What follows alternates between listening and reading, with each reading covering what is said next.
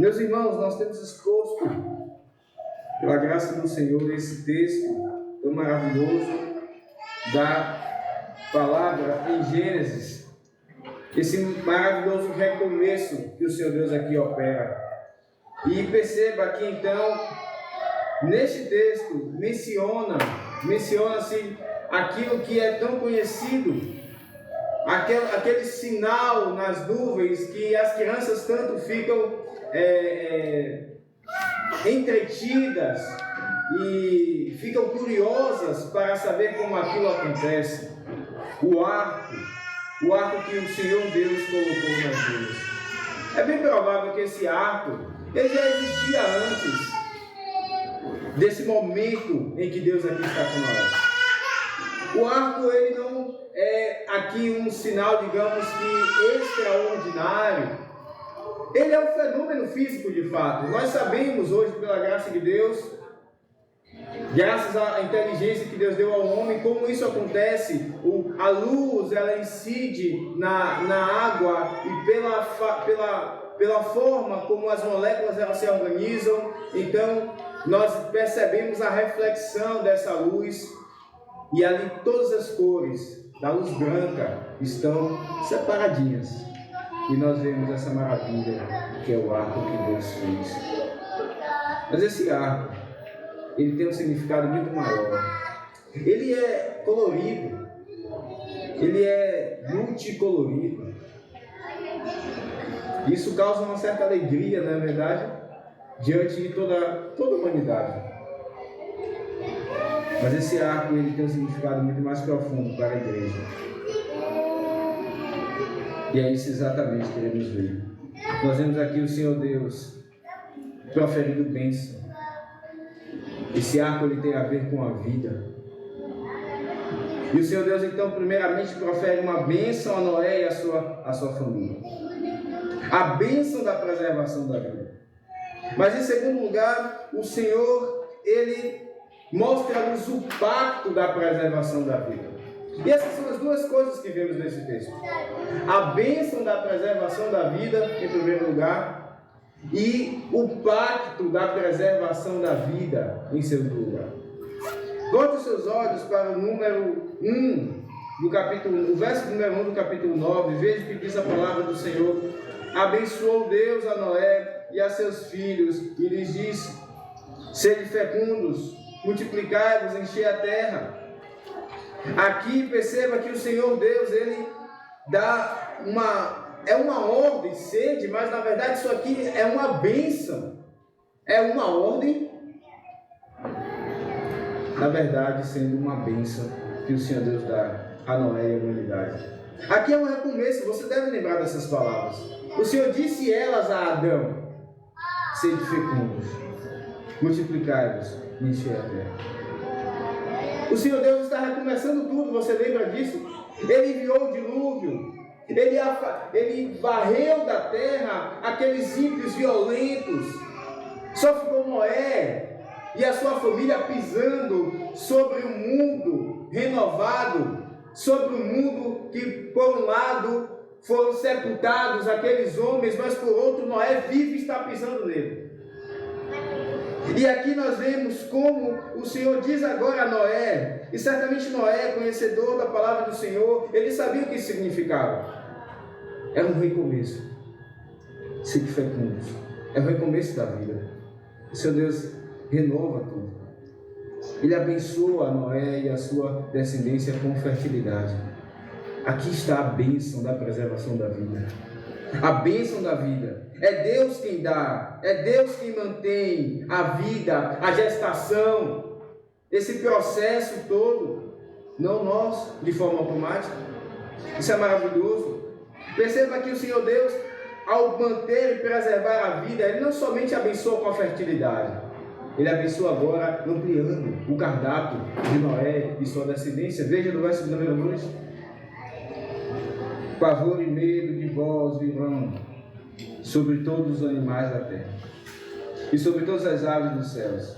Tudo o que se move sobre a terra, e todos os peixes do mar, nas vossas mãos serão entregues. Tudo que se move e vive, ser-vos-á para alimento, como vos dei a erva verde, tudo vos dou agora. O Senhor Deus agora abençoa, preservando a vida com cardápio mais variado, com carne agora. Perceba, o Senhor agora, Ele não, você pode procurar aqui, mas Ele não diz assim, dominai sobre os animais da terra, como Ele disse lá em Adão. Mas Ele diz assim, eu vos dou, tudo eu vos dou agora. Ele coloca toda a animalha sob o domínio de Adão, de Noé, um segundo Adão, mais uma vez aqui. Ele agora está mostrando que Ele colocará medo, e esse medo será para facilitar a alimentação do homem. Sim, até aqueles animais mais ferozes têm medo, eles reagem por medo, eles não vão caçar o homem, não de forma natural, não de forma geral. Mas quando eles reagem é para se defender. Deus colocou medo neles para que eles não avançassem sobre os homens assim. E isso agora para que eles se alimentem de carne. Mas perceba, esse medo ele não poderia ser explorado. O homem não deve se aproveitar desse medo que Deus colocou sobre os animais. Esse pavor, como que de alguém que está diante de um inimigo muito maior. Os animais agora estão diante dos homens, mas esse medo ele não deve ser explorado. O Senhor diz: carne, porém, no verso 4, com sua vida, isto é, com seu sangue não comereis. O Senhor proíbe que o animal seja morto de forma cruenta, que que o ser humano ele morda o animal ainda vivo. Isso aumentará o sofrimento do animal.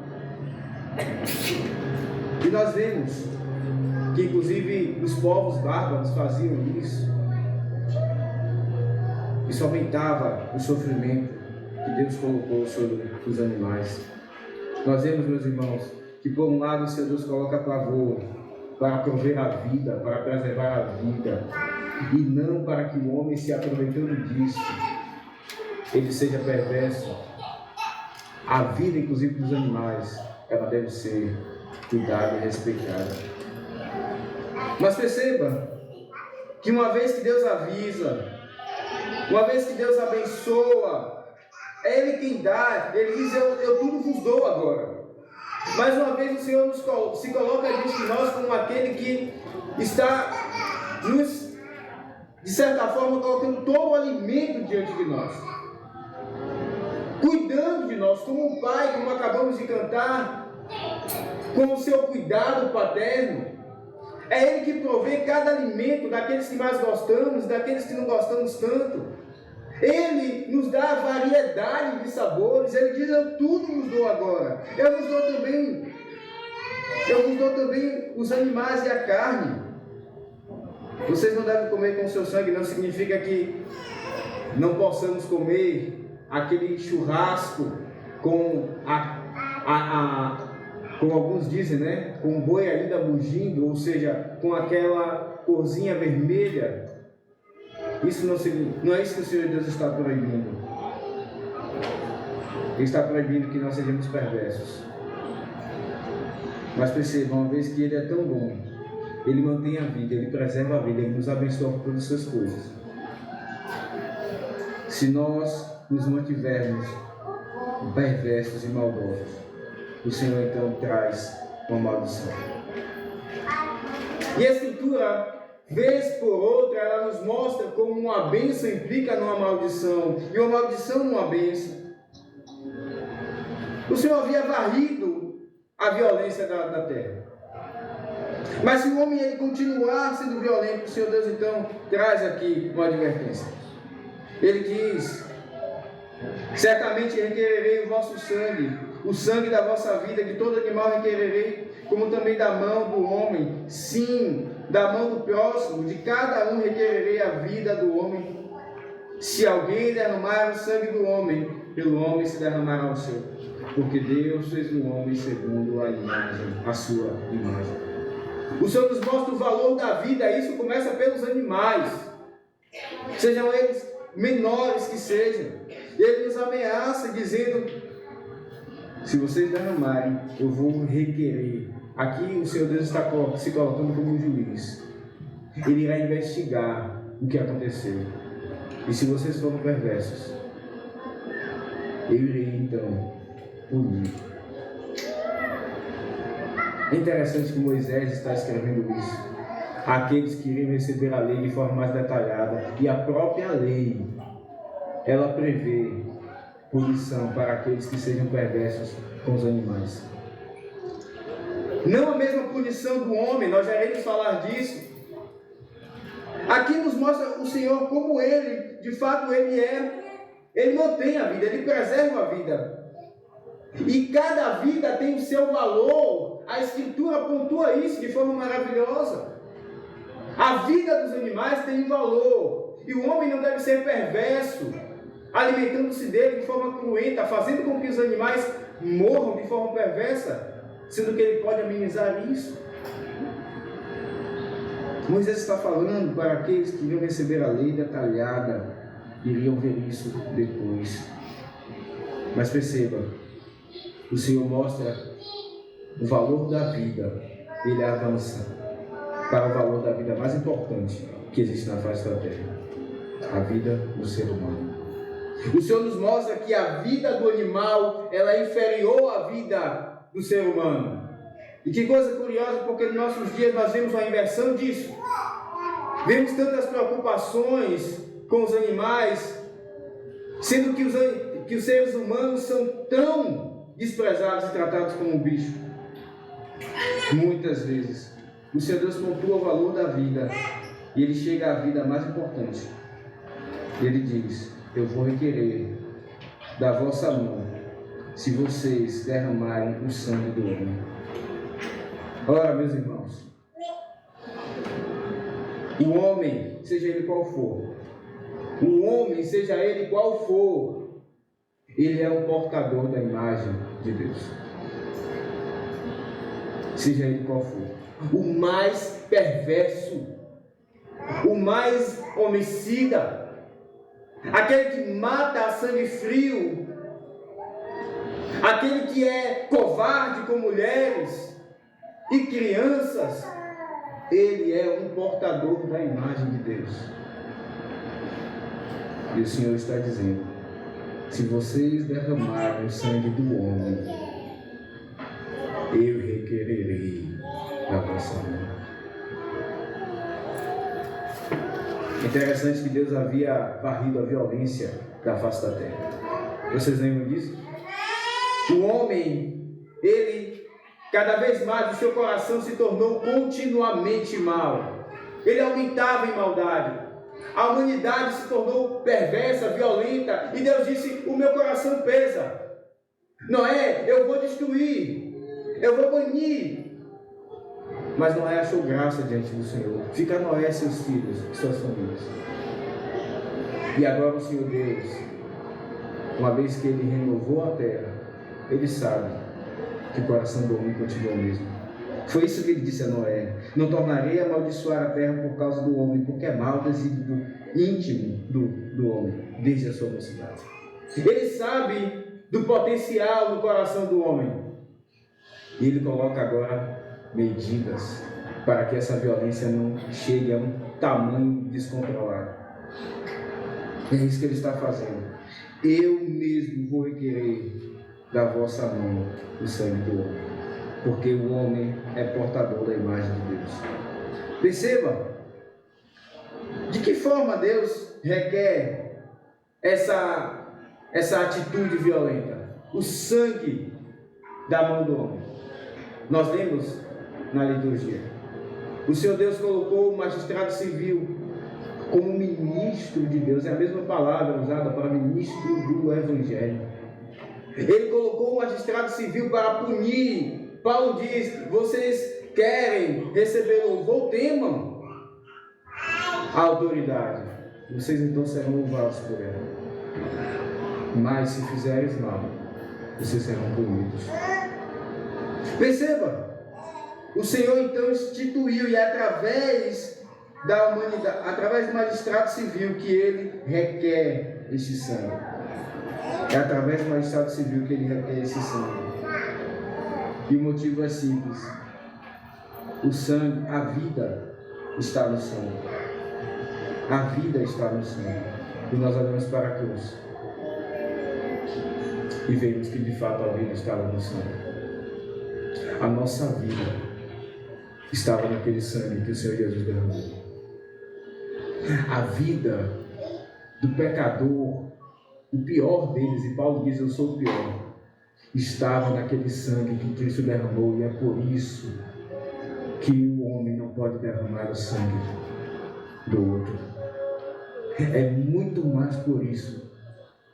Muito mais porque nele está a imagem de Deus. É porque a minha e a sua vida estava ali naquele sangue. E o Senhor Jesus, ele disse que veio salvar pecadores.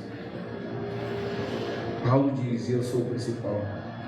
Perceba, aqui há bênção e maldição para preservar a vida. O Senhor Deus então requer que aquele que mate o outro também seja morto. Ora, qual é a moeda que tem o mesmo valor da vida do próximo, senão a própria vida? A Escritura está nos dizendo, na verdade, o próprio Deus, a Escritura e Deus são semelhantes ao falar, e ela está dizendo que se um homem matar o outro, ele deve ser morto. Isso não é algo que ficou para a antiga aliança.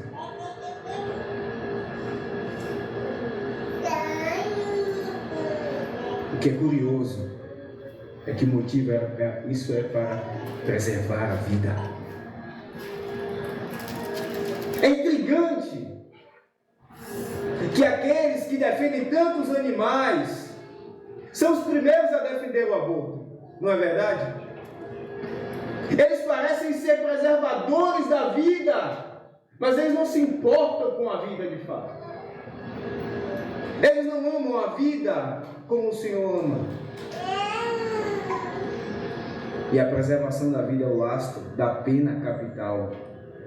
Veja o que diz o verso 26, aliás 7. Depois de regular a pena capital, o Senhor diz: mas sede fecundos e multiplicai-vos, povoai a terra e multiplicai-vos nela. A pena capital preserva a vida. Como isso é curioso, intrigante. O Senhor Deus está mostrando como Ele abençoa a vida.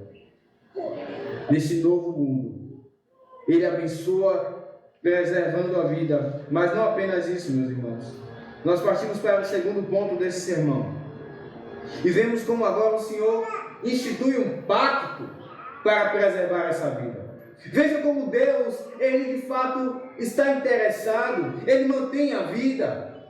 Ele não apenas a abençoa livremente, mas agora Ele cria um pacto para que ela seja preservada. Veja o que diz o verso 8, diz também Deus a Noé e seus filhos: eis que estabeleço a minha aliança convosco e com a vossa descendência e com todos os seres viventes que estão convosco, tanto as aves, os animais domésticos, os animais selváticos que saíram da arca, como todos os animais da terra. Aqui está o autor deste pacto. O autor desta aliança é o Senhor. Ele vem até Noé e ele diz: eu estabeleço a minha aliança. Eu, Noé, preservo a vida. Perceba como o Senhor é bom. O homem, na verdade, ele labuta contra a vida. O Senhor Deus poderia ter erradicado a vida completamente, mas Ele renova. E mesmo sabendo que o homem matará a si mesmo, Ele estabelece um pacto. Ele vem dizendo: eu estabeleço a minha aliança. O Senhor Deus é o autor do pacto de forma monegística, ou seja, Ele é o que vem vem dele este pacto, ele é o autor único. Mas não somente nós vemos o autor, nós vemos a abrangência disso. Veja no verso número 11: eu estabeleço a minha aliança convosco, não será mais destruída toda a carne por águas de dilúvio, nem mais haverá dilúvio para destruir a terra. Antes disso, perceba no verso número 9, com quem o Senhor estabelece a sua aliança: com Noé e com a descendência de Noé. Mais uma vez o Senhor se mostra amoroso para com os filhos. Noé e seus filhos aqui representam toda a humanidade. E Deus não apenas faz um pacto com ele, mas também com os seus descendentes. Essa vida, ela se perpetua. Essa é a abrangência do pacto. Mas nós vemos também o conteúdo dele. Eu não destruirei mais toda a carne por águas de dilúvio. O Senhor está dizendo: eu estabeleço a paz. Vocês lembram de Zacarias? A aliança da minha paz. Eu estabeleço a paz. Eu não vou, Noé, enviar mais as águas do dilúvio. Isso não é para Noé e apenas o povo de Deus. Ele está falando com toda a descendência de Noé. É daqui que virão todos os seres humanos. Nós iremos ver isso no próximo sermão. Toda a humanidade descende dos filhos de Noé, seja ímpio ou crente. E Deus estabelece com toda a humanidade este pacto: a paz. Deus está fazendo paz, de certa forma, com o ímpio. Essa paz é temporal, mas ela existe. Deus diz: eu não mais destruirei por dilúvio, nem haverá mais dilúvio para destruir a terra. Talvez você se impressione, mas como Deus faz paz com o ímpio?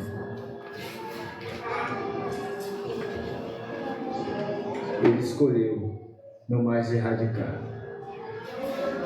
Ele faz o bem, e esse bem que ele faz é paz. Perceba como o Senhor é sincero em fazer o bem ao ímpio.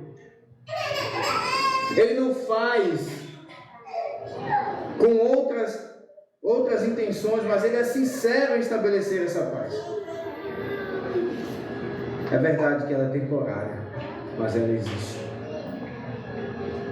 Mas aqui está diante de nós, irmãos, não apenas o autor, não apenas a abrangência, não apenas o conteúdo desta aliança, mas também nós vemos o sinal. No verso número 12 diz: este é o sinal da minha aliança que faço entre mim e vós, e entre todos os seres humanos, os seres viventes que estão convosco, para perpétuas gerações. Porém nas nuvens o meu arco será para sinal da aliança entre mim e a terra.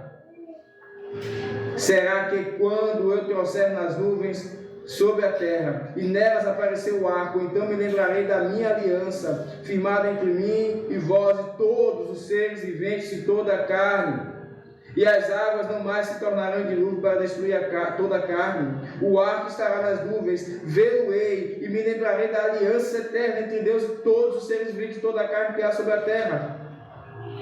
Disse Deus a Noé: este é o sinal da aliança estabelecida entre mim e toda a carne sobre a terra. As crianças costumam, quando elas fazem um pacto entre si, um acordo, usar um anel de plástico ou de papel, ou seja lá qual for outro objeto que elas inventem na sua criatividade. Os homens usam alianças de metal, documentos escritos com todo rigor. São sinais de pacto. Aqui está o Senhor se rebaixando, porque Ele não é homem. Ele é aquele que não mente. É por isso que o sinal é colocado entre os homens, porque os homens voltam atrás na palavra, mas o Senhor não mente. Perceba, veja como Deus está se rebaixando aqui. Ele mesmo se coloca numa condição de se comprometer, de ter que colocar um sinal como se fosse um homem. O Senhor Deus faz isso muitas vezes, na verdade. O Filho se fez homem. Ora, meus irmãos. Mas perceba, eu fico imaginando o povo anos depois de Noé e seus filhos, que ouviram toda a história do dilúvio, que ouviram que Noé pregava e muitos não queriam dar ouvidos à pregação de Noé, o pregoeiro da justiça, e veio então o dilúvio e todos morreram, menos Noé e sua família. Imagine você a primeira chuva. Imagine você na segunda geração depois de Noé, a primeira chuva. Como é que aqueles homens iriam olhar para ela? Eles iam ter medo. Eles iam pensar: será ser mais um dilúvio? E o Senhor, de forma tão maravilhosa, faz com que o arco venha depois de uma leve chuva. Depois de uma leve chuva, que parece que cairá uma grande chuva, ela cessa e vem o sol e aparece o arco. Como isso é ilustrativo? O Senhor é sábio. Mas na cruz não houve sol. Na cruz não houve cores. Na cruz tudo estava escuro. Houve trevas de dia. Porque Deus não mostrou paz a seu filho. Aquele com que ele era um. Ele mostrou guerra. Ora, meus irmãos, esse arco ele é muito ilustrativo. Ele é muito mais valioso do que meras cores.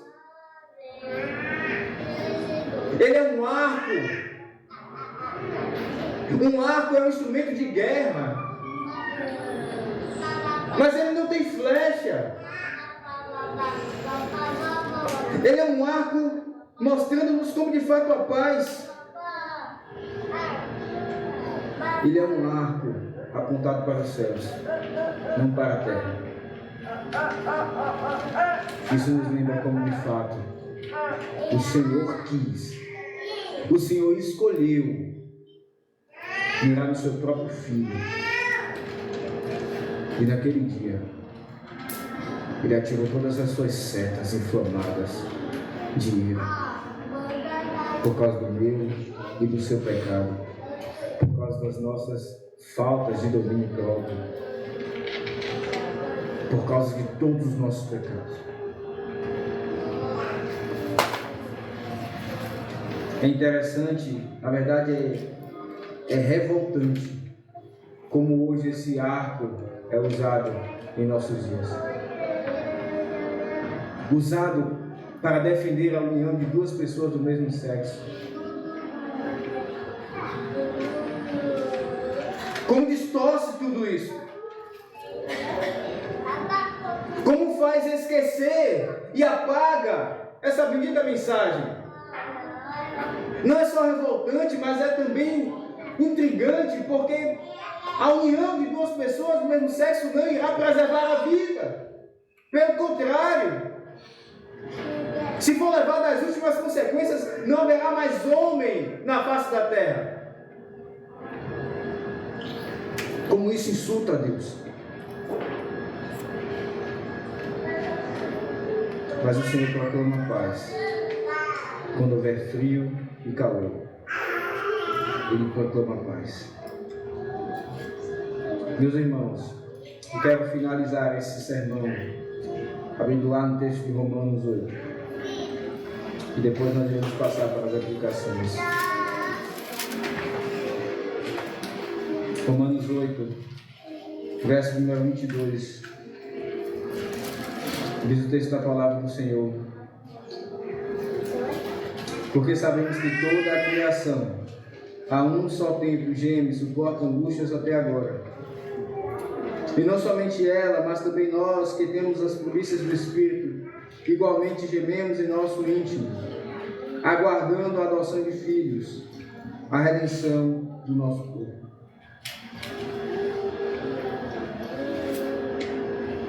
Perceba como essa paz é limitada. É verdade que Deus proclama paz a toda a criação, e não somente aos seres humanos, mas inclusive animais e a todo o restante da criação. Mas ela é uma paz limitada. Ao mesmo tempo que a paz, a criação geme, e Paulo diz, nós gememos também. Nós gememos, porque o pecado ainda voga e lança o seu veneno no nosso coração. E em toda a criação nós vemos a consequência do pecado. E é por isso que gememos.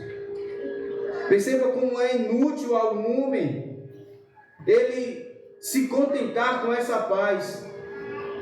Como é infeliz, como é tolo um homem que se contenta com esta paz que de fato existe. Mas na verdade, ela mostra que a longanimidade de Deus está chegando ao fim. Deus disse, eu não vou te destruir agora, mas lá na eternidade eu te lançarei todas as setas inflamadas que lancei em meu próprio filho. Essa paz é limitada. E nós lembramos que ela só é completa e perfeita em Cristo Jesus. Perceba que nós vimos aqui a bênção da preservação da vida e o pacto da preservação da vida. Em primeiro lugar, a aplicação que vemos deste texto, meus irmãos, é como nós de fato devemos ser gratos e nos alegrar no Senhor. Eu vou ler mais uma vez Zacarias 9.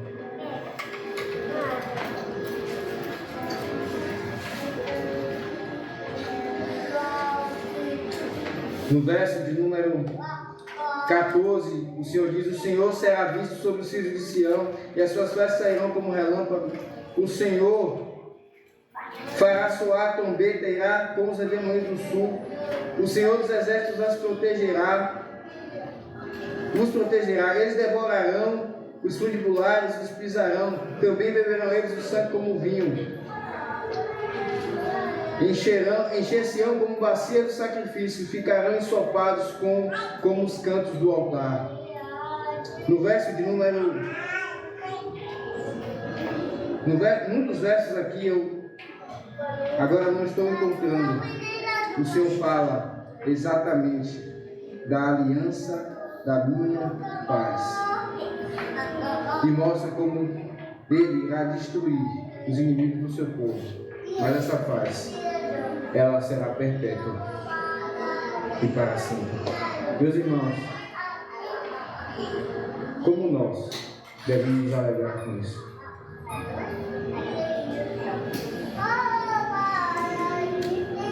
Nós vivemos muitos momentos de tribulações na vida, dias escuros, e nos esquecemos de que o Senhor Deus declarou que haverá paz absoluta para com o seu povo. Ele cessou, porque todas as flechas foram lançadas em seu filho. Ele diz, como ele mesmo diz ao Senhor Jesus, eu vos dou a minha paz. Como isso deve alegrar o nosso coração? Está unido com ele. E em segundo lugar, nos lembra de como devemos estar contentes. É um pecado constante em nosso coração o descontentamento, não é verdade? Meus irmãos, o Senhor nos deu tudo. Ele colocou diante de Noé, eu vos dou tudo agora. A gratidão, ela é um remédio santo contra o descontentamento. Tente lembrar de tudo aquilo que o Senhor Deus tem te dado. Você não poderá contar. E lembre-se que Ele nos dá, juntamente com Cristo, todas as coisas. Como nos descontentamos com tudo que o Senhor, com muitas coisas que o Senhor nos dá. Como isso desagrada o Senhor. Como isso afasta de nós a lembrança dessa paz. E em último lugar, esses dias nós temos vivido dias difíceis. Um homem ímpio e declaradamente antibíblico é o magistrado, é o ministro de Deus sobre nós. E eu já ouvi, inclusive alguns falarem, ele não é o meu presidente. Meus irmãos, ele é o nosso presidente. Isso é duro, isso dói, isso é amargo. Mas ele é o nosso presidente. É triste porque muitos que levantam tantas bandeiras a favor da vida, a favor inclusive da pena de morte, são os primeiros a desrespeitar as autoridades que Deus colocou sobre nós, a autoridade que tem diante de Deus o poder para fazer com que vala, com que tenha valor a pena de morte.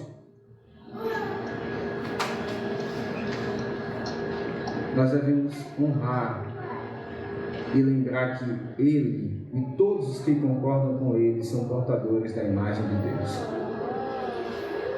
E se não derramarmos o sangue dele, fisicamente falando, nós podemos fazer isso em nosso coração. A lei é ampla. Meus irmãos, nos alegremos. O Senhor preserva a vida. É verdade. Nós teremos um ano difícil esse ano. Nós já temos visto notícias. Muitas notícias. Sobejam notícias. Mas nós somos o povo daqueles, somos aqueles com que Deus estabeleceu sua paz absoluta. Seja na Babilônia, seja na Síria, seja no Brasil em 2023, nós somos o povo da paz. Nós somos o povo com quem Deus disse que dará todas as coisas. Nos alegremos e nos contentemos. Que o Senhor nos abençoe com essa palavra. Amém.